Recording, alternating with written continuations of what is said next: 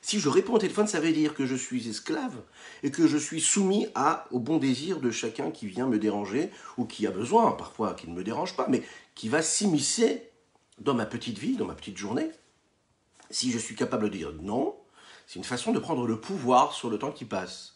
Et de dire non, là, à ce moment-là, je ne veux pas répondre parce que je suis concentré à quelque chose. Par exemple, à suivre ce live. Par exemple, à discuter avec mon épouse ou avec mon époux. Ou par exemple, de regarder mes enfants droit dans les yeux. Oui, être capable de dire non et de ne pas répondre au téléphone, c'est une façon de prendre possession de ce que nous avons de plus cher, c'est-à-dire notre indépendance. Oui, on est responsable. On a la possibilité d'avoir une certaine maîtrise. Mais ça, c'est dans tous les moments de la vie et dans toutes les capacités qui sont mises à notre disposition dans tous les différents champs de notre vie, différents domaines. Je vous souhaite d'abord un très très grand Lechaim, des bonnes nouvelles pour chacune et chacun d'entre vous, mais de nous aussi, oui, je suis d'accord, pour chacun et chacune. On raconte qu'il y avait un juif qui un jour est arrivé voir le Maguid de Mezrich. Le Maguid de Mezrich était l'élève principal du Baal Shem Tov, le fondateur de la Chassidoute globale, et un des maîtres de Rabbi Shneur Zalman de Liadi, le fondateur de la Chassidoute Chabad. Un juif est arrivé chez le Maguid de Mezrich et il s'est plaint. Il lui a dit voilà, c'est pas le téléphone qui sonne, c'est pas les notifications qui clignotent sur mon téléphone qui me posent problème, mais c'est tout simplement des machashavot zarot, des pensées étrangères, des mauvaises pensées qui viennent s'installer, qui se posent. Elles me dérangent, et comme elles me dérangent, je ne peux pas vivre ma vie spirituelle et sainte et pure comme il faut, parce qu'elles viennent comme ça, elles rentrent en moi, et puis j'ai pas la possibilité de les repousser. Donc ces notifications cérébrales-là, elles me bloquent. Je ne sais pas comment faire. Le Maguid de Mezrich lui dit, t'inquiète pas, j'ai une solution pour toi. Je profite pour souhaiter un très très grand refoua shelema à un enfant qui s'appelle Yanon Chai Ben Aviva. Kadosh Baruch Hu lui envoie une refoua shelema avec Korov Mamash. Dites amen ve amen chez vous à la maison. Et il y a une bonne pensée que les mots de cette étude-là puissent intercéder en sa faveur auprès d'Akadosh Baruch Hu, afin qu'il puisse retrouver une vie normale et être guéri totalement. Refoua shelema. Dites amen ve amen. Écrivez amen ve amen. Que Dieu vous bénisse.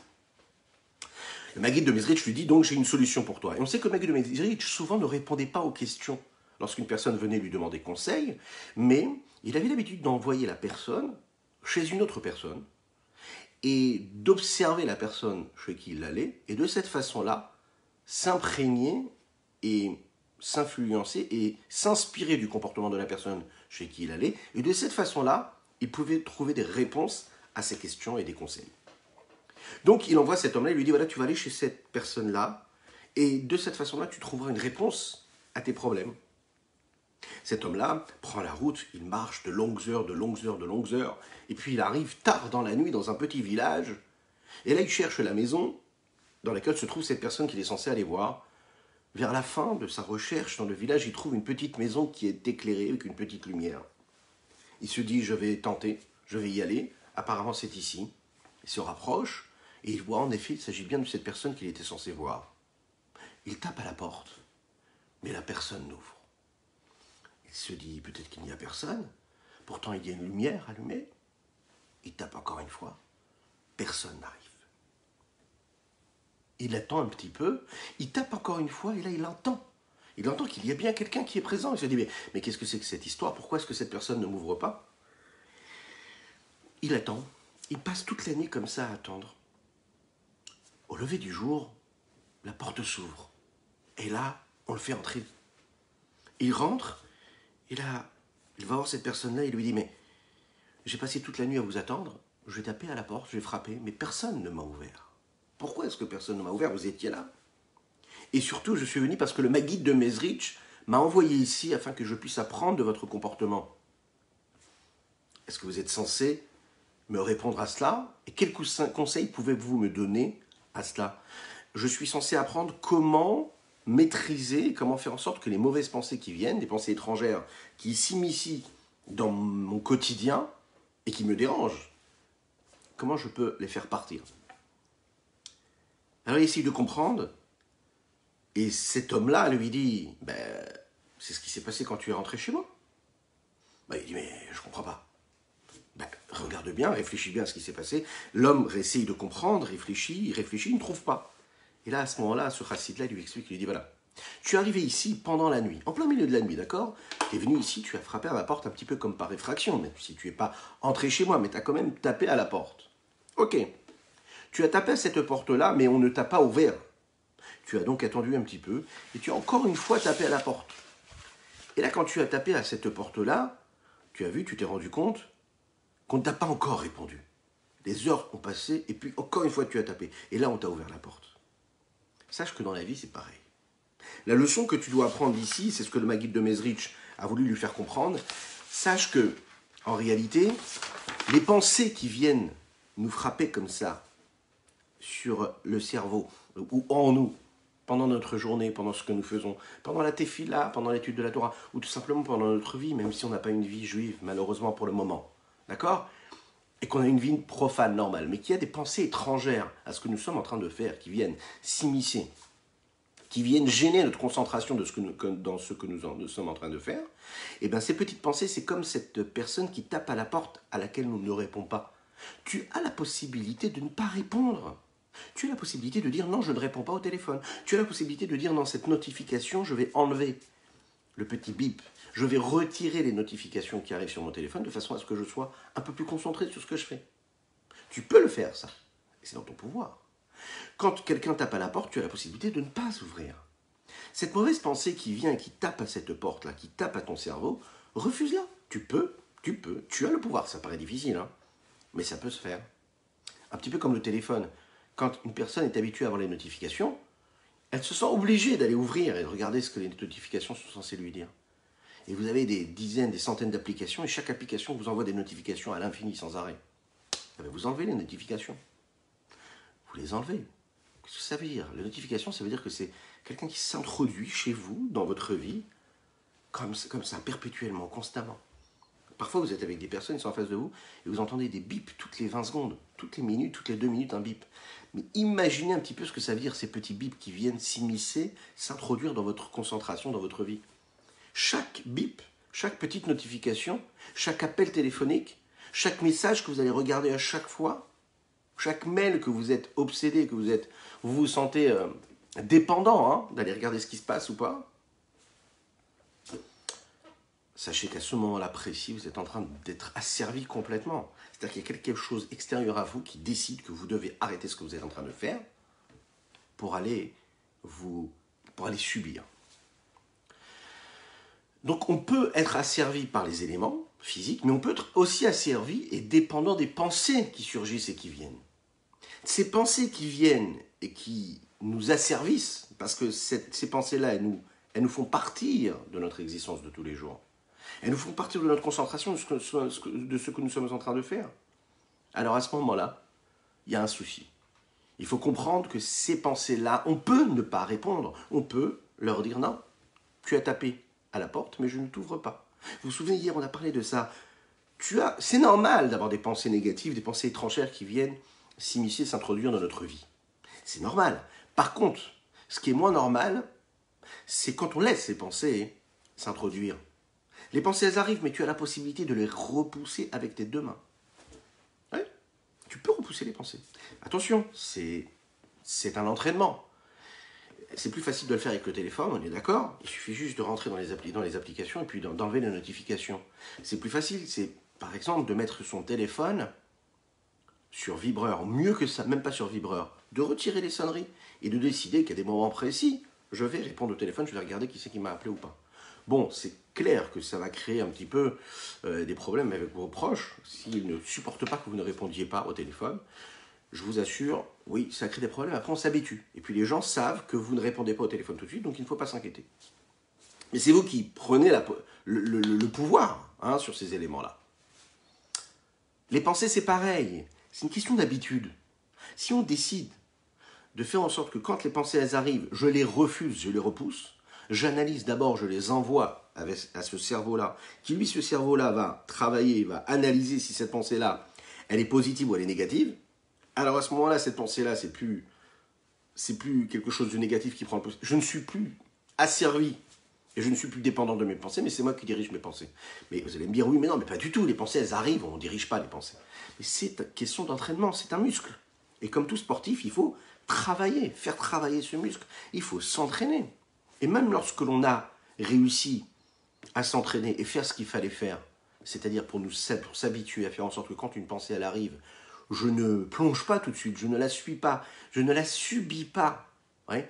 Quand je me suis entraîné à ça, ben vous savez, c'est comme un sportif qui a réussi à atteindre un objectif. Systématiquement, tout le monde vous le dira, l'étape d'après, c'est la récupération. Un grand sportif qui réussit à accomplir son challenge, il réussit à atteindre un but. Et juste après, il ne fait pas le travail de récupération, et bien là, il tombe. Il tombe très très bas, c'est-à-dire que tout ce qu'il a pu faire, c'est encore plus grave que ce qu'il ne l'avait pas fait. Pourquoi? Parce que le travail de récupération, c'est ce que va nous dire le Rabbi Shimon Zalman de Liadi, c'est ce qui nous permet de faire en sorte que le but que tu as atteint, le challenge que tu as réussi à remporter, le travail que tu as pu faire, de repousser ces mauvaises pensées qui arrivent, de diriger ton esprit ou ton cœur vers quelque chose de positif, tu l'as intériorisé, tu en as fait quelque chose qui fait partie intégrante de ce que tu es, et donc les automatismes que tu as, c'est devenu une force. Tu t'es entraîné, tu as atteint quelque chose, et bien tu en fais tout de suite, tu nourris tes muscles, tu nourris ce que tu es toi, et puis ça crée encore une fois du feu pour ce flambeau, ça crée de l'énergie qui, elle, va devenir cette énergie qui va repousser tout ce qui est négatif et qui se présente à toi la prochaine fois. Donc les combats d'aujourd'hui ne seront pas les combats de demain. Demain, tu auras un autre combat peut-être, mais tu auras déjà gagné ce que tu as réussi à faire aujourd'hui. Bien sûr que c'est naturel. On a parlé du fait que naturellement la pensée, elle est profonde. C'est pour ça qu'on a du mal à la maîtriser. Il y a aussi dans cette pensée une partie qui est maîtrisable. On a cette possibilité-là. On a du mal parfois à séparer la pensée de l'intellect ou de l'émotion. Ça nous paraît une seule chose. Par exemple, quand je suis en colère, quand je suis dans un moment de bonheur ou que je suis en train d'aimer quelque chose et que je pense à ça. Quand je suis en colère et que j'y pense, je me dis ma pensée, ma colère, c'est une seule chose. L'émotion de colère et la pensée d'être dans cette émotion de colère, de cette sensation, ce sentiment de colère, c'est une seule chose. Quand je comprends et que je pense à cela, la compréhension et la pensée sont une seule chose. La vérité, c'est que le Rabbi Shimon Zalman nous dit la pensée, ça n'est pas une émotion. La pensée, ça n'est pas de l'intellect. C'est pas parce que tu y penses que ton intellect a été utilisé pour cela. Il y a l'outil intellectuel, il y a l'outil de la pensée. Il y a l'outil intellectuel, il y a l'outil de la matérialisation, de l'action. Il y a l'outil qui s'appelle la pensée, mais il y a aussi l'outil qui s'appelle la parole. Et tout ça n'est pas pareil du tout. De la même manière que la parole me permet de parler à autrui. La même chose, la pensée me permet de me parler à moi-même. C'est-à-dire que quand, par exemple, un homme il a une sensation particulière de souffrance, de joie, il a un sentiment qui est réel et qui est présent bien avant qu'il ait pensé à cette sensation, à cette émotion. L'émotion s'impose, elle rentre en nous par effraction, quelque part. Elle s'impose, voilà, on sent qu'on est en colère, on sent qu'on est heureux, et ensuite on réfléchit pourquoi est-ce qu'on est heureux, pourquoi est-ce qu'on est en colère. On parle souvent de cela. Dans des moments de conflit, dans des moments de difficulté, vous vous mettez à danser dans le salon, vous vous mettez à rire, à exploser de rire, avec votre conjoint, vos conjointes, avec les enfants. Et puis vous changez complètement, vous switchez, hein, vous passez d'un état à un autre, émotionnel ou même réel, ben vous allez voir que vous transformez le vécu de chaque personne qui est autour de vous. Et vous-même, en fait, vous passez à quelque chose, à un autre état émotionnel. Mais pourquoi? Pourquoi? Parce qu'en fait, l'homme, il pense que tout est en même temps, tout vit en même temps. Non, pas du tout. Nous avons différents vêtements, entre guillemets, différents outils. Et de la même manière que tu peux mettre une cravate bleue, une cravate rouge ou une cravate verte, eh bien, tu as la possibilité aussi d'utiliser à un moment de ton existence, ou de ta journée, ou même du moment que tu es en train de vivre, tu peux utiliser la joie ou l'inverse de la joie. C'est à toi de changer. Tu utilises tel vêtement, un autre vêtement. Tu utilises par exemple l'émotion que tu es en train de ressentir et tu dis non, j'y pense pas, je la repousse. C'est pas tout en même temps. L'intellect, il a cette froideur de calmer un petit peu tout. Donc quand je suis dans cette sensation-là, d'émotion ou de sentiment, et que je suis capable de le détecter, de l'identifier, et que ça vient dans ma conscience, le fait que j'ai cette conscience-là, bien avant d'y avoir réfléchi, bien avant d'avoir mis tous les pouvoirs, les capacités que j'ai en moi, qui me permettent de comprendre et de ressentir quelque chose ou de réfléchir à quelque chose, cette pensée-là, qui me permet de réfléchir et de me concentrer sur ce que je suis en train de ressentir, c'est une pensée qui est annexe, qui est indépendante. L'Echaim, l'Echaim. Alors on me dit ici, sur Insta, on me dit, oui mais c'est un problème ça. Mais en effet c'est un problème. Mais non, nous on est là pour donner des solutions, donc on va nous donner des solutions. Rabbi Shimon Zalman nous dit, il n'y a pas de problème. Il n'y a pas de problème, il y a une solution. Et la solution, on va nous la donner tout de suite. Si vous voulez, vous avez différentes chaînes à la télévision. Ça existe encore la télévision, je pense. Il y a différentes chaînes, d'accord? Vous avez la possibilité de choisir les différentes chaînes qu'il y a en vous. Vous choisissez, passez d'une chaîne à l'autre. Quelles sont ces chaînes-là que nous avons en nous? Vous savez, c'est lesquelles? Nous en avons 10. Aujourd'hui, je pense qu'il y en a des milliers des chaînes. Mais nous en avons 10. Mais 10 qui en font et qui en valent des milliers. Les 10 chaînes que nous avons en nous, ces 10 chaînes-là, ces 10, vous avez compris, c'est 10 forces. C'est les 10 forces que nous avons en nous. Ces 10 forces qui se séparent en deux, l'intellect et les émotions. Dans chacune de ces chaînes, dans chacun de ces faisceaux-là qui est présent en nous, il y a un infini et une palette de couleurs différentes et de possibilités, de capacités qui se révèlent être présentes en nous. La pensée, elle me permet de me concentrer sur ce que l'intellect a à me dire de ces forces-là, de ces capacités que j'ai. Ce que l'intellect me dit, ce que le sentiment me dit, je peux décider de l'intérioriser, de l'accepter tel qu'il arrive, ou bien d'y introduire un autre outil qui est à ma portée, et puis de l'immiscer, de l'introduire, de l'influencer par autre chose, en fonction de l'évolution intellectuelle que je suis capable de donner, le jugement et l'appréciation que je vais y donner, et je vais en donner. Prenez un exemple. Il y a une personne qui m'a énervé, qui m'a mis en colère.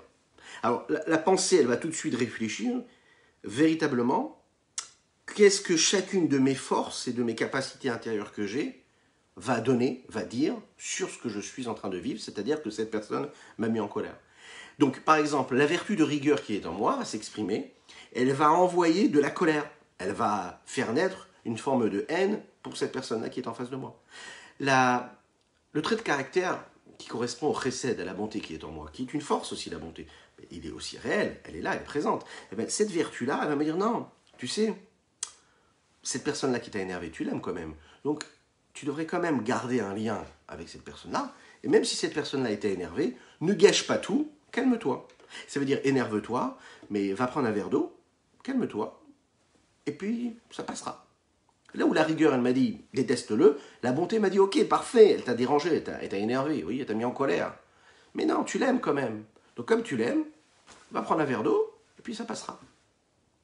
L'intellect, à ce moment-là, est toujours là pour, si vous voulez, servir tout cela.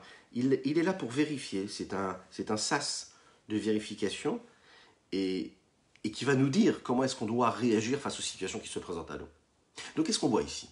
On voit que d'abord, c'est l'émotion de colère qui est venue parce que cette personne m'a mis en colère. Quand cette personne m'a mis en colère parce qu'elle s'est comportée à l'inverse de ce que moi j'aime, de ce que je ressens, qui est important pour moi, et j'ai pas réfléchi avant, c'est elle qui a agi. Donc la sensation, elle est venue toute seule.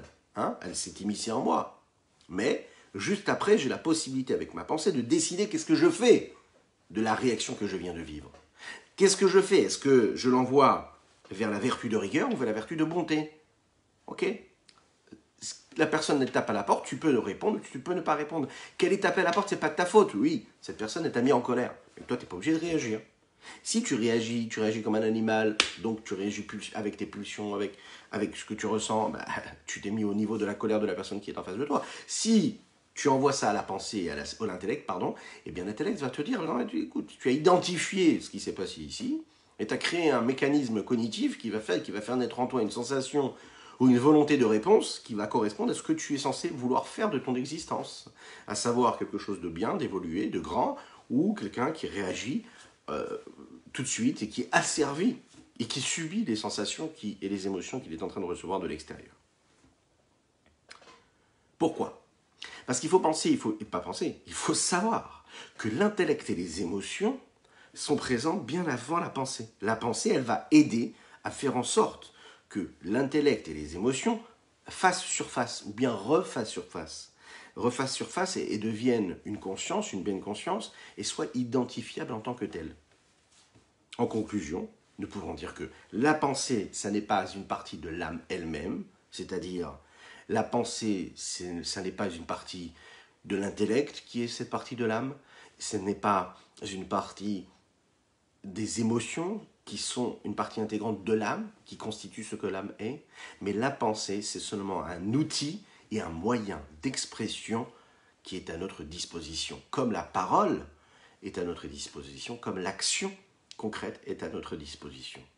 On est bien d'accord. Là, on pourrait penser justement que la pensée fait partie intégrante de mon intellect et de mes émotions. La pensée, elle est gérable, différemment, mais elle est gérable comme la parole est gérable et comme l'action est gérable. Et puisque chaque personne a la possibilité de maîtriser tous les outils qui sont à sa disposition, il y a donc à ce moment-là un décret réel. L'homme peut maîtriser ses pensées. Mais dans la maîtrise des pensées, on va voir qu'il y a une différente forme. Ce n'est pas la même forme de maîtrise que nous aurons dans la parole ou dans l'action.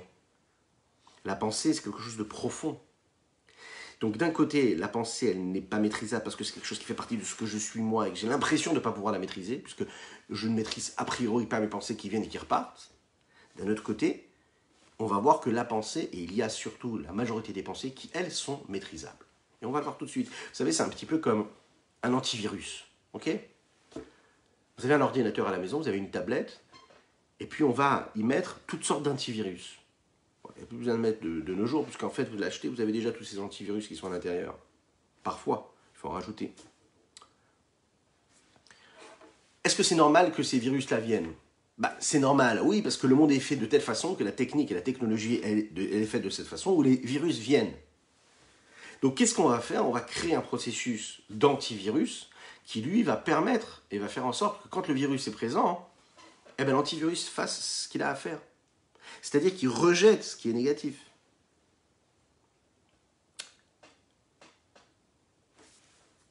Quand est-ce que l'antivirus se met en mouvement ?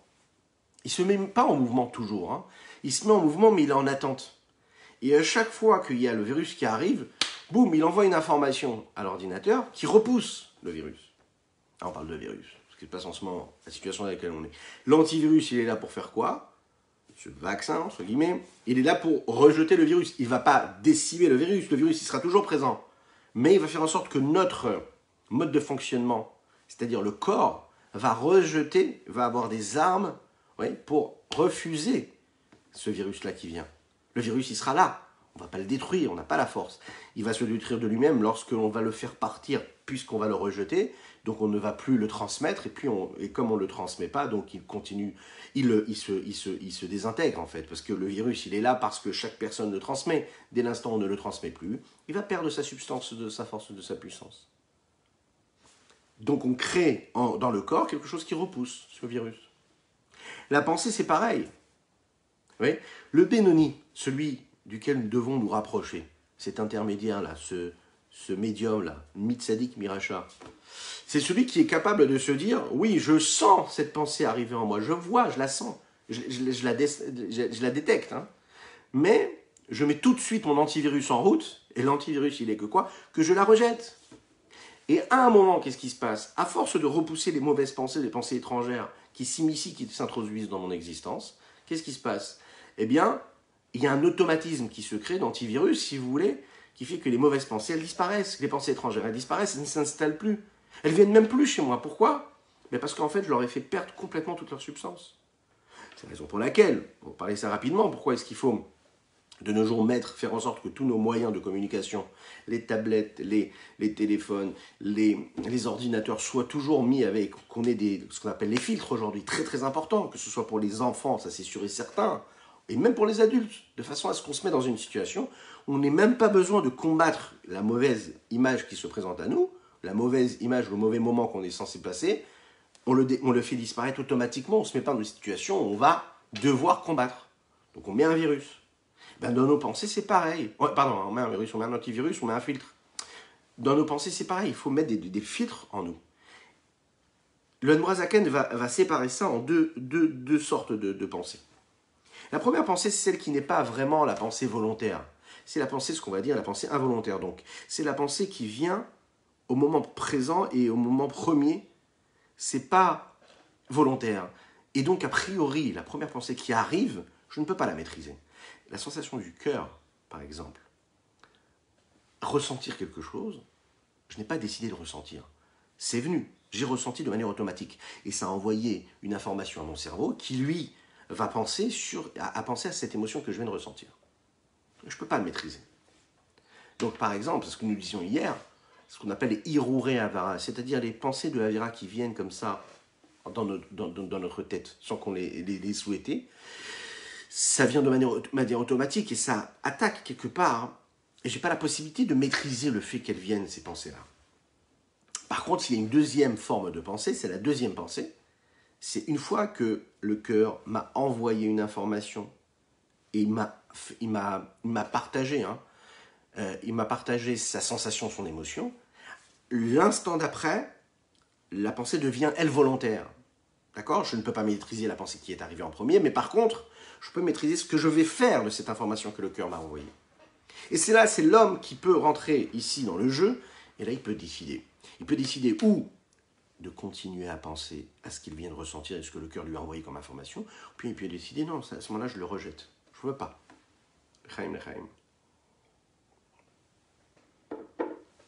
Je veux pas y penser parce que je veux maîtriser ce à quoi je pense et ce que je ressens. Donc je maîtrise. Et comment je maîtrise, je repousse cette sensation qui est venue. La preuve à cela, et la preuve que c'est possible, le Rabbi Shlomo Zalman va nous le dire, c'est qu'on voit qu'il y a des mitzvot qui dépendent de la pensée. Il y a des commandements que Dieu nous a ordonné de faire et d'accomplir qui dépendent de la pensée. Par exemple, l'otit ave, de ne pas avoir de désir. D'accord ? Pas avoir de désir. Ça veut dire de ne pas envier ce que mon prochain possède. Ok ? C'est marqué comme ça. L'otit ave. Ça veut dire l'otit ave, ça veut dire que mon prochain, il a une belle maison, une belle voiture. Il a quelque chose de différent que moi, je suis en train d'envier. Le fait d'envier dans mon cœur, je ne lui ai rien dit, je n'ai rien fait. Juste dans mon cœur, j'ai eu cet instant de désir et de jalousie, voilà. C'est interdit d'après la Torah. J'ai pas eu de parole, j'ai pas eu d'action. Donc c'est une mitzvah qui dépend du désir et de la pensée. Un autre exemple, Al Yerach Levavechem. Quand vous êtes au combat, Kadosh Baruch Hu nous dit, vous ne devez pas avoir peur. Imaginez un petit peu, c'est-à-dire que Dieu nous donne l'ordre, et c'est une mitzvah positive, de ne pas avoir peur, d'être confiant, d'avoir la Emunah B'Hashem, d'avoir la foi en Dieu, que Dieu nous permettra de gagner la guerre. Dans la pensée, dans notre cœur, nous ne devons pas avoir cette pensée-là négative. Donc de cette façon-là, on peut accomplir et donc refuser une mauvaise pensée. Donc on a bien le pouvoir de le faire. Dès l'instant où tu décides de ne pas avoir peur lorsque tu es au combat, c'est-à-dire que tu es capable de refuser la première pensée. Donc la première pensée, c'est celle que tu as une sensation de peur, parce que la réalité fait que tu as peur. Par contre, on te dit, quand tu as cette sensation qui vient et cette émotion de peur qui arrive, tu as le devoir de la repousser. Donc la deuxième pensée que tu as, elle, tu peux la maîtriser. Un autre exemple, Venish martem mikol davara. Il est dit comme ça dans le texte, que pendant la journée, c'est interdit de ne penser, pendant toutes les heures de la journée, c'est assourd de salir notre esprit, de le profaner, de le blasphémer, avec des pensées qui concernent tout ce que c'est l'union d'un couple. Ok ? Sans entrer dans les détails, l'intimité d'un couple. Avoir des pensées, même qui sont a priori permises, qui concernent un couple, notre couple, à soi, c'est interdit pendant la journée. Pourquoi ? Parce que c'est un acte que tu ne peux pas vivre à ce moment-là précis. Le fait d'y penser, c'est une pensée qui n'est pas propre, qui n'est pas saine, qui n'est pas pure. Quand tu nettoies tes pensées de cela, quand tu purifies ta pensée, que tu fais en sorte que tes pensées restent pures, elles ne plongent pas dans ces éléments-là, eh bien tu utilises ta pensée. Donc si la pensée elle est venue parce que tu as un désir qui est arrivé, que tu repousses la deuxième pensée, eh bien à ce moment-là, tu prends la maîtrise de tes pensées. Donc on voit bien des exemples ici de mitzvot qui sont à accomplir par la pensée. Rakshe lazemoi larishim. Et là, le Rabbi Shlomo Zalman veut nous dire dans ce Tania aujourd'hui, et c'est la raison pour laquelle il nous dit que parfois, quand on fait une belle tefila, juste après, on a envie de faire une faute. On a une pulsion pour aller faire une faute. D'aller ouvrir une super table et de faire un bon petit déjeuner, de manger vraiment Mais je comprends pas, tu as fait une tefila pendant 1 heure, tu as pensé à Dieu. Comment est-ce que tu peux avoir envie et avoir un corps qui a envie d'assouvir? On n'arrive pas à penser à autre chose. Ou bien aller faire quelque chose, ou bien marcher dans la rue après notre tefila et être en colère, répondre mal à une personne. Mais comment tu as pu parler à Dieu pendant 1 heure? Tu t'es concentré spirituellement et puis d'un coup tu peux répondre avec colère à une personne. Qu'est-ce qui s'est passé? Parce que justement, cette dose d'énergie-là, il faut la mettre là où il faut. Et quand à ce moment-là, tu te retiens, ok, que tu as envie de parler négativement, tu as envie d'exprimer cette colère-là, et tu la repousses avec tes mains, ou bien que tu as envie de faire quelque chose, ou bien que tu as envie de penser à quelque chose, et tu n'y arrives pas, et tu ne le fais pas, ça veut dire que tu te sers à ce moment-là d'une force qui est restée de ta tefila. Et quelle est cette force-là? C'est ce qu'on appelle le reshimu, une forme de trace que ta tefila a laissée. Une trace qui va rester, qui va influencer ton existence, que tu es toi.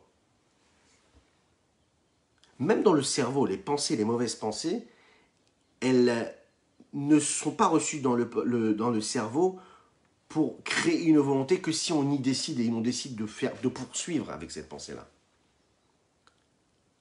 La pensée peut venir du cœur vers le cerveau, mais le cerveau peut décider tout de suite après de comprendre et de détecter que c'est négatif et de le repousser avec les 2 mains. C'est la raison pour laquelle cette petite trace-là qui reste bamochim dans le cerveau, c'est pour ça que c'est important qu'elle reste, cette petite trace qui vient après la tefila. C'est celle qui va nous permettre, cette crainte de Dieu et cet amour de Dieu qui est caché dans le côté droit qu'il y a dans notre corps, et dans notre cœur, de nous renforcer, de maîtriser ce mal-là qui vient de la manima, la mitavetava, qui a cette pulsion, qui a ce désir. Chez l'oliotro shlita ou même shalabahir, de faire en sorte qu'il ne soit pas maîtrisé, qu'il n'y ait pas cette gouvernance du mal sur cette petite ville-là qui est le corps de l'homme.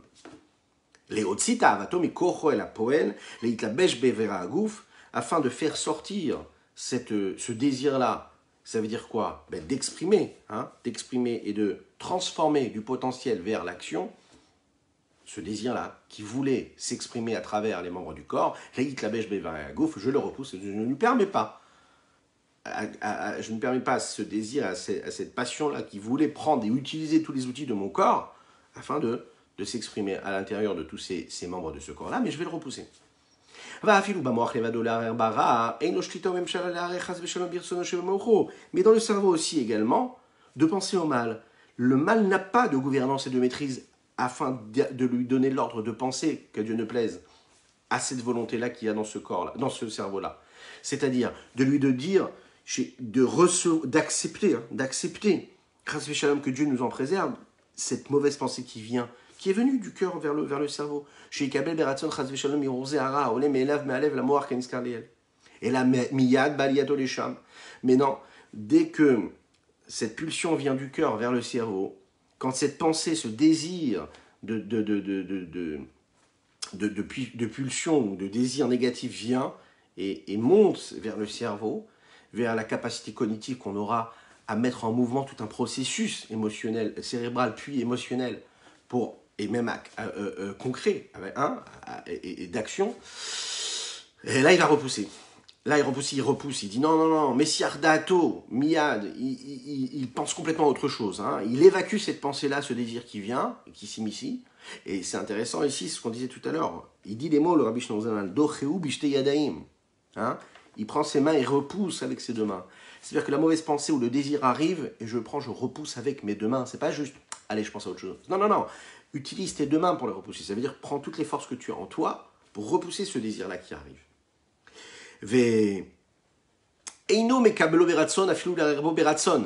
Regardez les mots qu'il dit ici, c'est très intéressant. Il dit, il ne l'accepte pas avec la volonté, puisqu'on sait que c'est la volonté qui maîtrise tout le reste. Donc il ne l'accepte pas à volonté, afin même d'y penser dans sa volonté. C'est pas qu'il repousse le désir qui arrive en se disant non, je vais pas le faire. Il se refuse même à imaginer, à approfondir la pensée qu'il y a dans ce désir-là. C'est-à-dire que il ne se met même pas en danger quelque part. Il repousse tout de suite. C'est arrivé, j'y pense même pas. Pas j'y pense et je me dis, ah ouais, c'est vrai que ce serait pas mal. Ah ouais, j'ai bien envie de faire ça. Ouais. Non, mais bon, je peux pas. Non, je peux pas, ça se fait pas. Non, c'est interdit, je fais pas. Non, il rentre même pas dans la pensée. Il n'approfondit pas le désir qui vient d'arriver. Le désir arrive, bam, il le rejette. La notification a clignoté, il efface, il ne regarde même pas. Il a créé un process chez lui qui est que il n'y a même plus de notification quelque part. Pourquoi? Parce qu'en fait, il est habitué ce mécanisme-là à faire en sorte que ça monte même plus. Et que quand ça monte, il n'ouvre pas le message. Il ne cherche même pas à savoir ce qu'il y a dans ce message.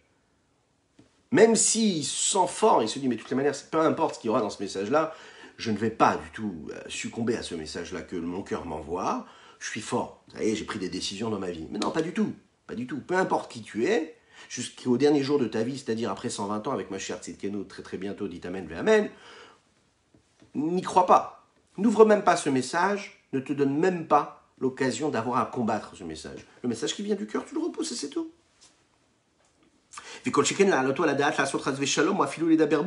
Il dit ici, non seulement dans la possibilité de, tu le refuses, mais aussi même dans le savoir, dans la conscience. Tu ne le laisses même pas entrer en toi, chas v'shalom, et même, bien sûr, d'en parler. Vous avez parfois des désirs et des pulsions qui nous arrivent, on est entre copains, on est entre amis, et puis on se dit, voilà, ça va, on va parler de désirs, on va parler de pulsions, de passions, on va parler de choses qu'on aimerait. Ok, on est juste en train d'en parler, on rigole. On n'est pas du tout en train de dire qu'on va faire telle ou telle chose. On est juste en train d'échanger. En tant qu'homme, on est des hommes. Hein. Quand même, ça va, faut pas exagérer, on est des hommes. Là, le Tania, il te dit, mais pas du tout. De parler chas v'shalom de quelque chose de négatif, même si tu es sûr de ne pas pouvoir le faire et de ne pas vouloir le faire, c'est quelque chose qui est très très grave. Parce qu'au moment où tu en parles, tu es en train d'utiliser et ta pensée, et ta conscience, et tes émotions, et ta parole, pour quelque chose d'interdit complètement. C'est la raison pour laquelle, qui a meharer beratson, nikraracha beotasha, celui qui pense avec volonté à quelque chose qui est interdit d'être fait, et qui se dit non, je suis juste en train d'y penser, je suis en train d'imaginer, je sais très bien que je ne ferai jamais ça. Mais tu es chez toi, tu es dans le métro, tu es à la maison, tu es au travail, tu es dans la voiture, et puis tu écoutes la... C'est la raison pour laquelle ici on le voit, et nous allons le voir très très clairement. On va apprendre ici une leçon. Alors je ne sais pas si la connexion s'est arrêtée. Oui, la connexion elle est restée. Est-ce qu'on est connecté? Parce que j'ai vu une coupure. Baouchaba, mon ami aussi, est-ce que vous avez la connexion? Ce serait top si j'ai la réponse. Oui, parfait. Razak. Razak. C'est ce qui va se passer également, vous savez, ça c'est le rapport que nous avons entre nous et Akadosh Baruch Hu. Mais il y a aussi le rapport qu'il y a entre un homme et son prochain. Dans ces moments-là aussi, on peut le voir, c'est ce qui se passe, hein. Dans ces moments-là, on voit qu'on vit aussi les mêmes problématiques. Une petite histoire, si vous le voulez bien. La première pensée et la deuxième pensée, c'est ce qu'on peut voir dans cette histoire qui est très très belle, une très très belle histoire émouvante, hein, qui concerne le Rabbi Yosef Yitzhak. En 1927, le gouvernement communiste, le pouvoir communiste, a interdit la diffusion de la Chassidut et de la Torah, hein, du judaïsme en Russie. Le Rabbi Yosef Yitzhak, qui est le président rabbi de Lubavitch, le beau-père du rabbi actuel, décrit dans ses écrits, dans ses témoignages, dans ses mémoires, c'est-à-dire ce que lui, il a vécu, il l'écrit de sa propre plume. Et il décrit ce qui se passait véritablement pendant cet emprisonnement-là. Il raconte qu'en fait, la première nuit, quand il a été emprisonné, il raconte comment est-ce qu'on l'a emmené à travers ces petits couloirs sombres, comment est-ce qu'on lui a crié dessus, comment on lui a manqué de respect, on l'imagine, comment il a reçu dans son corps des coups et comment on lui a fait peur. Les gardiens ont, à ce moment-là, souhaité une seule chose, dit le Rabbi Yosef Yitzhak. Ils ont souhaité briser sa force de conviction. Et ils lui ont fait imaginer qu'ils allaient vraiment le faire partir, le tuer. Le Rabbi Yosef Yitzhak raconte comment, dans les premières heures du matin, il s'est assis sur une chaise, il a commencé à penser. Penser à ce que ses enfants, son épouse, toutes les personnes proches de lui et sa famille étaient en train de vivre à ce moment-là.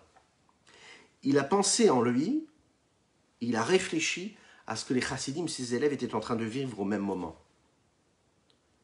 À ce moment-là, il y a un soupir profond qui est venu de son cœur et il écrit. Il écrit comme ça dans son texte. Il dit, il n'est pas possible pendant ce moment-là, et je ne suis pas apte, et je ne peux pas avoir ces pensées aussi basses que je suis en train de ressentir. Là maintenant, précisément, il n'y a pas de place pour la tristesse, pour la soumission. Papa, papa, il dit comme ça, Abba Kadisha, mon père saint. Je suis obligé de m'habituer, de me rentrer ici maintenant dans un processus intellectuel et de ressenti, de me mettre, moi, et je prends la décision de refuser d'être impressionné par ce que ces gardes sont en train de me faire subir. Il s'est mis comme ça, il s'est concentré, il a créé en lui un processus. Je suis obligé de ne pas avoir peur, afin que je puisse être fort, et comme je serai fort, je n'irai ni à droite ni à gauche, et je ne me soumettrai pas de ce que, et ne partirai pas, et ne transgresserai pas les décisions que j'ai prises, de garder la fierté, de représenter la fierté de ce qu'est être un juif. Et Hachem, il va me renforcer pour cela. On voit ici réellement l'exemple type de ce que le Rabbi Shimon Zalman est en train de nous dire. Voilà que la première pensée que le Rabbi Yosef Yitzhak a eue, et vous l'imaginez, on ne parle pas d'une journée tranquille où une mauvaise pensée vient et nous dit « Allez, tu sais quoi, va vivre un moment de plaisir interdit dans la Torah ». Non. On parle de Rabbi Yosef Yitzhak qui est en prison. Rabbi Yosef Yitzhak qui est en prison, il se dit « Là, je refuse la pensée négative qui arrive. » Rabbi Yosef Yitzhak, la première pensée qui arrive, c'est une pensée négative, c'est une pensée de tristesse, d'abandon. On veut le briser. Il a tous les droits d'être brisé. Il a tous les droits de s'abandonner. Il est en train de vivre des souffrances terribles. Ok ? Il a ce soupir qui vient de profond de son cœur. Au début de la nuit, il souffre. Au début de la nuit, il subit, il sent que ses forces l'abandonnent. Mais au lever du jour, il s'assoit sur cette chaise-là et il se dit non, pas du tout. Il se recentre. Et il dit non, Akadosh Baruch Hu, tu vas m'aider. Tu vas m'aider. Et comment est-ce que Akadosh Baruch Hu va m'aider ? Parce qu'il pense tout de suite à autre chose. Il chasse cette pensée négative d'abandon et de tristesse. Et il pense à ses proches, il pense à toutes ces personnes qui l'attendent. Il pense à toutes ces personnes qui l'attendent et il se dit, voilà, ces personnes qui m'attendent, eux, sont la vérité, sont les forces que je dois prendre parce que je me bats pour eux. Je me bats pour la fierté d'être juif et de représenter ce qu'Akadosh Baruch Hu attend de moi sur terre. On voit qu'une pensée négative a pu être chassée par une autre pensée juste après. Le conflit qu'il y a entre une personne et son prochain, c'est quelque chose de très particulier, de très sensible. Les rapports qu'il y a entre les hommes créent très souvent, dans différents cercles, d'infinis conflits. Alors, que ce soit un homme avec son épouse, une épouse avec son mari, que ce soit entre les parents et les enfants, que ce soit entre deux familles, que ce soit entre les belles familles, que ce soit entre les frères, les beaux-frères, les belles-sœurs, les belles-mères, les beaux-parents, ou bien un homme avec son prochain. Jusqu'à maintenant, nous avons parlé du conflit intérieur que nous avons avec nous-mêmes, c'est-à-dire le bon et le mauvais penchant. Mais quand on sort de ce cercle personnel et qu'on va dans le cercle plus global, plus extérieur à nous, c'est-à-dire familial, au travail, les conflits qui sont créés à travers la colère et qui créent de la jalousie, de la haine, et la liste elle est longue malheureusement. Des conflits qui créent qu'en fait vous avez deux personnes qui viennent de la même famille, deux frères, deux sœurs qui pendant des années ne se parlent pas, des amis qui ne se parlent pas. Si on va chercher bien ce qui se passe à l'intérieur, on verra très facilement que ce qui motive tous ces rapports humains-là, c'est quoi ? C'est de la jalousie, c'est de la colère, c'est de la convoitise, c'est de la fierté mal placée, c'est que ça, c'est pas autre chose. L'homme a du mal à se maîtriser dans tout ce qui concerne lui et son prochain et autrui. Il a plus de difficultés à se maîtriser qu'il a de facilité à se maîtriser dans son rapport entre lui et Dieu.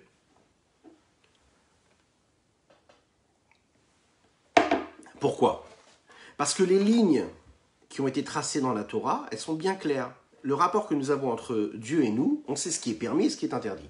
Donc on sait qu'il y a des lignes comme ça à ne pas dépasser. On sait que quand on fait ça, c'est permis. Quand on dépasse cette ligne-là, c'est négatif, c'est interdit.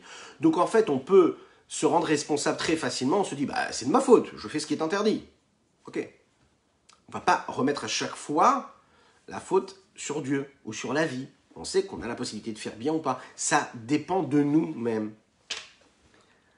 Donc, si j'ai une pensée qui arrive négative, je peux me retenir. Ça dépend de moi. Maintenant, quand c'est un rapport que j'ai avec autrui, avec mon épouse, avec mon époux, avec mes enfants, avec mon prochain, avec mon ami, avec mon voisin, avec ma famille, avec mes parents, mes beaux-parents, et qui ne dépend pas de ce que moi je ressens, mais que c'est lui qui a réussi à m'énerver, qui réussit à se comporter négativement, pas sympathiquement, méchamment, avec jalousie, etc., et qui suscite en moi des émotions, c'est un fait que même des personnes qui sont religieuses, avec une longue barbe, avec une belle kippa, ou ce que vous voulez, hein, ou pas, eh bien ça reste des hommes.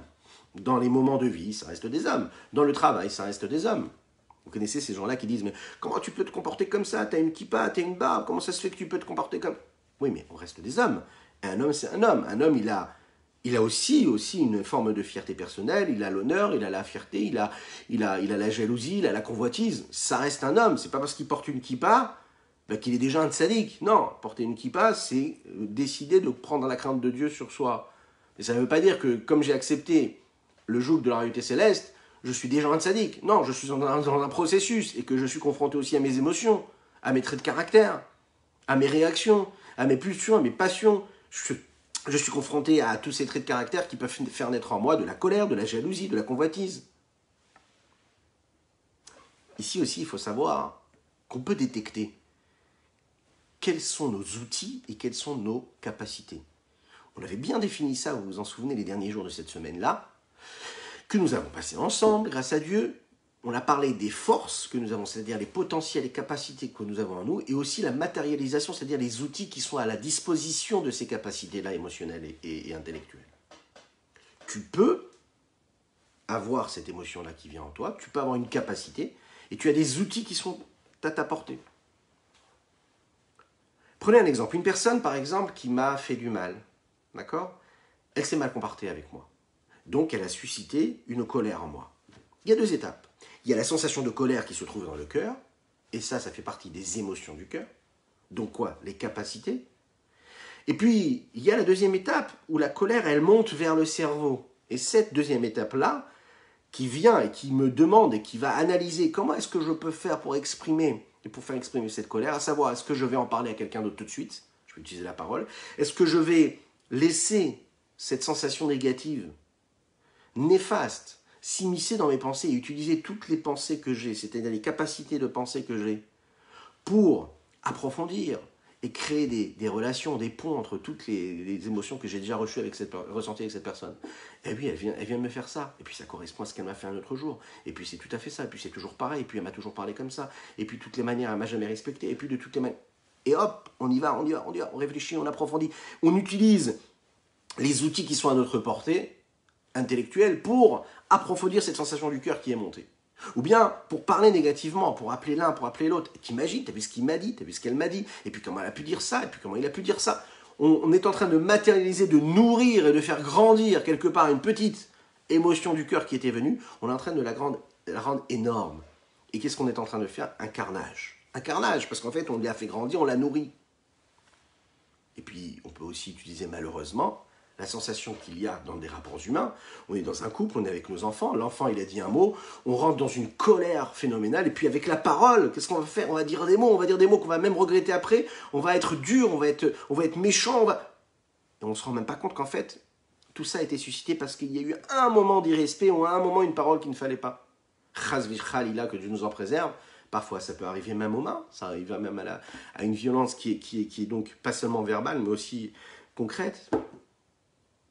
Tout ça pourquoi? Parce qu'en fait, le petit ressenti qui venait du cœur, de convoitise, de jalousie, de haine, de fierté mal placée, etc., a suscité tout ce qui va se passer et a mis en route un processus et un engrenage, parfois un engrenage infernal.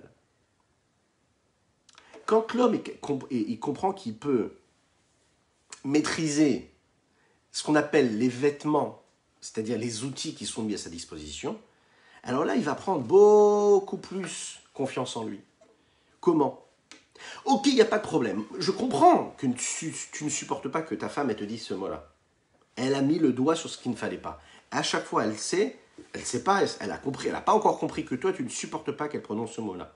Toi, tu n'as pas compris qu'en fait, à chaque fois, c'est les mêmes mots qui amènent les mêmes situations, les mêmes émotions, et qui amènent les mêmes résultats. Et à chaque fois, tu vas mettre l'ouda, là où ça fait mal, parce que le satan, il est très fort. Et tu vas dire le mot qu'il ne faut pas. Ok. Maintenant, quand tu as reçu la mauvaise information, ça, c'est pas de ta faute. C'est la personne en face qui te l'a dit. Maintenant, toi, tu as un choix. Ou bien tu plonges la tête la première, avec ton cœur, avec tes bras, avec tes mains, avec tout ton corps. Et puis là, tu te perds et tu plonges, et puis tu sombres complètement dans ce qui vient de se passer. Ou bien tu n'utilises pas les outils. Tu comprends qu'en réalité, Tu as des vêtements, et ces vêtements, tu peux les porter, mais tu peux ne pas les porter. Tu peux choisir les vêtements que tu vas porter. Tu peux choisir d'utiliser ce vêtement ou choisir un autre vêtement. C'est à toi de voir. Ok? C'est toi qui choisis. Tu n'es pas obligé de choisir ce vêtement-là. Ce vêtement, c'est-à-dire cet outil, ce moyen d'expression. Ce moyen que ton corps a, ton esprit, ton cœur a, de vivre ce que tu es en train, c'est-à-dire de traduire, de transformer l'information qu'on vient de te donner. Cette jalousie, cette colère, cette haine, cette mauvaise parole, ce mauvais ressenti. Le Rabbi Shlomo Zalman te dit ici, mais sache que ça, on t'en veut pas. C'est normal que tu ne supportes pas qu'on dise tel ou tel mot. Ok. Mais maintenant, par contre, ce qu'on peut te demander de faire, c'est de maîtriser quelle va être ta réponse à cette situation. Et ça tu maîtrises. Tu maîtrises de dire, je ne mettrai pas le manteau. Je désire de mettre, je vais mettre un manteau. Je vais mettre un gilet pare-balles pour ne pas recevoir les attaques que je suis en train de recevoir. C'est terrible, la personne qui est en face de moi, elle explose de colère. Elle me reproche tout. Elle me parle très très mal. Ok, parfait. Qu'est-ce que je fais? Je mets un gilet pare-balles. Ce gilet pare-balles, c'est qu'en fait, je fais en sorte que mes outils, mes vêtements ne vont pas s'exprimer. Ils vont réagir différemment à cela. Ou bien je mets un bon manteau avec une belle écharpe, puis je sors dehors. Je vais voir les flocons de neige qui tombent. Je me calme, je respire profondément, puis je rentre à la maison et puis tout va bien. La tempête est passée. Ouais. Ça veut dire que les outils sont en ma possession. Donc on a ce pouvoir-là, ça suffit de subir. Ouais. Tu peux repousser. Les Chaim, que Dieu nous aide. Hein. Et on va terminer tout de suite. On termine tout de suite notre shiur avec les quelques lignes qui nous restent. Puisque l'homme a la possibilité de maîtriser ses outils et tous ses vêtements, tout ce qu'il a dans ses capacités de réponse, alors qu'est-ce qu'il a? Il a la possibilité de faire en sorte que ces conflits qu'il a intérieurs, ou les conflits qu'il a avec autrui, son épouse, ses enfants, les personnes avec qui il travaille, sa famille, son premier cercle, le grand cercle social, familial, le cercle du travail, lui, il peut le repousser. Comment? Tout simplement parce qu'il va aller chercher, par exemple, les commandements de la Torah.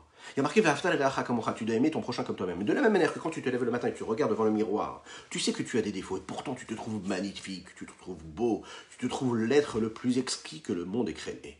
Oui ou non? Allez, avouez que c'est ce que vous vous dites tous les matins. Et si ce n'est pas le cas, il va falloir vous motiver pour que ce soit le cas. Oui, c'est important, c'est important. Pourtant, on trouve des excuses à tout. Ve'afta, ça veut dire que tu vas utiliser tous les outils que tu as en toi pour aimer ton prochain. Et le premier de tes prochains, c'est qui? C'est ton épouse, c'est ton mari, c'est tes enfants. Tu vas les aimer comme tu t'aimes toi-même. Et de la même manière que toi, pour toi, tu trouves des excuses et les circonstances atténuantes à ton comportement, eh bien, tu vas aimer aussi celui qui est en face de toi. Lotikom velotitor, tu ne dois pas te venger. Mais oui, mais c'est insupportable. Comment cet homme-là peut se comporter comme ça avec moi?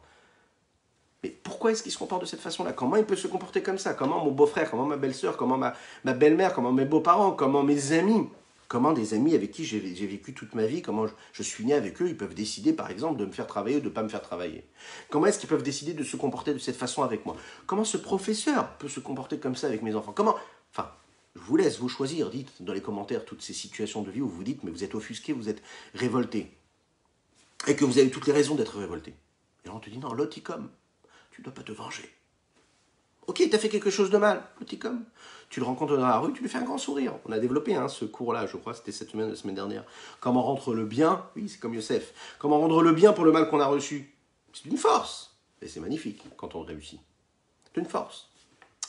L'oticom. Donc ça, c'est une forme d'utilisation de véhicules et d'outils qui sont à ma portée pour justement repousser la première sensation qui est venue, la première pensée négative qui est venue. On ne me reproche pas cette première pensée, mais on me reproche de ne pas utiliser les bons outils pour la repousser. Le Rabbi Shlomo Zalman nous dit ici qu'on a cette maîtrise-là. Regardez ici ce qu'il nous dit. Regardez ici, il nous détaille ça en 3 points. 1. Action. 2. Réaction. 3.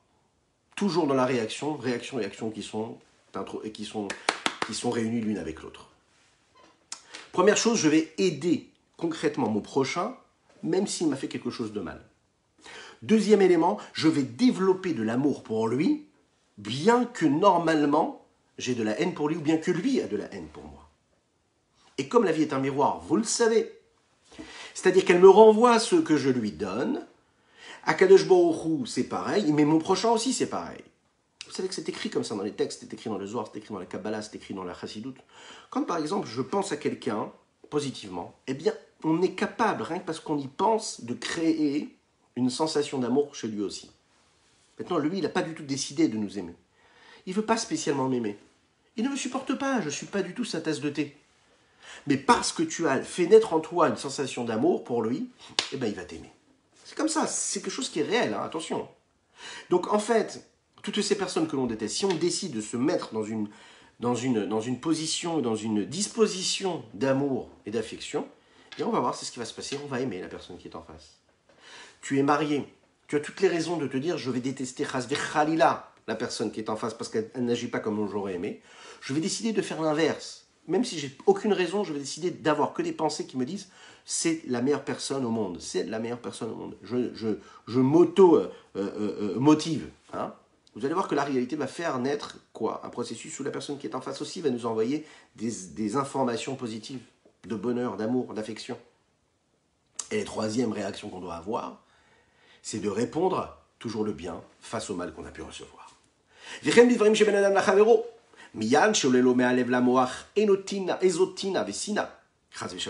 Quand vient de mon cœur, monte de mon cœur vers le cerveau, parce que c'est toujours ce processus qui se met en route, une forme de haine envers l'autre, autrui, que Dieu nous en préserve, ou bien une petite chose que je vais détester chez lui, ou bien une forme de jalousie, de colère. Je les refuse. Je les refuse dans ma volonté, je les refuse dans mon cerveau. Viadraba, bien au contraire. Hamoar shalit, le cerveau, c'est lui qui maîtrise. Humoshel barouar shebelibo, il va maîtriser l'esprit et le souffle qu'il y a dans ce cœur-là, c'est-à-dire cette volonté que je ressens dans mon cœur, la sota aifer mamash, et de faire l'inverse que ce que mon cœur me demande et exige. C'est-à-dire que c'était la vertu, le trait de caractère de rigueur qui s'était réveillé, eh bien j'écarte ce trait de caractère de rigueur et je mets quoi? Le trait de caractère de bonté en relief. Et je lui demande, lui, et j'exige que ce soit lui qui réponde à la situation. Et un amour réel, même qui est supplémentaire à ce que j'aurais pu m'imaginer, afin de montrer à l'autre que je suis censé détester, je l'aime, je lui montre que je l'aime. Et même, l'isbol mimenoat ketzachoran, le Admorazaken nous dit ici, tu dois même prendre sur toi et supporter et subir jusqu'à l'extrême. Vélo lichos rasvechelom, et de ne pas s'énerver, de ne pas se mettre en colère, de baisser la tête. Vegam, shelo leshalem lo kifalu rasvechelom, et de ne pas le faire payer, lui faire payer comme lui il nous a fait. Et là, drabaligmol et chayevim tovot, mais de lui donner, pour ce qui nous a fait de négatif, que du bon. Kimoshekatu bazoar, comme le Zohar le dit. L'ilmod mi Yosef imechav, d'apprendre de Yosef avec ses frères, que Yosef leur a rendu le bien pour le mal qu'il avait reçu. Voilà ce qu'on pouvait dire, que Dieu vous bénisse et qu'il vous protège, qu'Akadosh Baruch Hu fasse qu'on puisse intégrer ces idées-là qui peuvent nous transformer notre vie, hein. C'est un cours qui est essentiel. Diffusez-le, partagez-le, parce que le Rabbi Shlomo Zalman parle à chacune et chacun d'entre nous. Faites-le, partagez ce cours, c'est important, c'est important. On a essayé, Bezrat Hashem, avec l'aide d'Hachem, de développer ce que le Rabbi Shlomo Zalman pouvait nous donner comme secret, comme trésor, pour prendre le pouvoir de notre existence, afin d'apporter le bien, d'être bon, d'apporter de la miséricorde, d'apporter de la grâce, que ce soit une source de bénédiction pour chacune et chacun d'entre nous, qu'on puisse vivre un beau Shabbat de paix, de sérénité, de tranquillité, de joie véritable, et qu'on puisse se voir Bezrat Hashem samedi soir pour faire le Tanya du jour, après Shabbat, si Dieu veut, avec l'aide d'Hachem et sa force. Force et conviction, que Dieu vous bénisse, qu'il vous protège. Nous l'avons dit déjà, on le répète, dites Amen ve Amen. Partagez votre cours, partagez ce cours qui est le vôtre, et que Dieu vous bénisse. On termine en chanson, c'est très bien.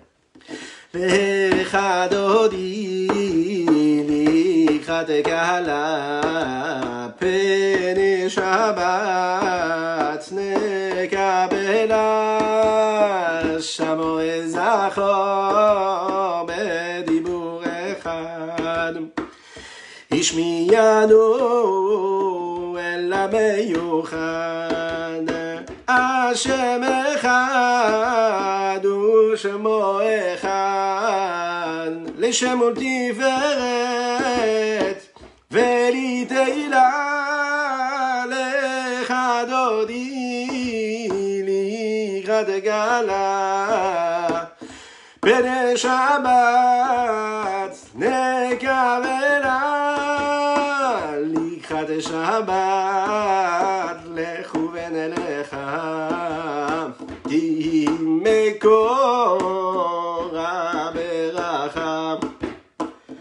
השם אחד ושמו אחד, לשם ותפארת ולתהילה לך אדוני לקראת כלה. פרק שבת נקבלה. שבת שלום, שבת שלום.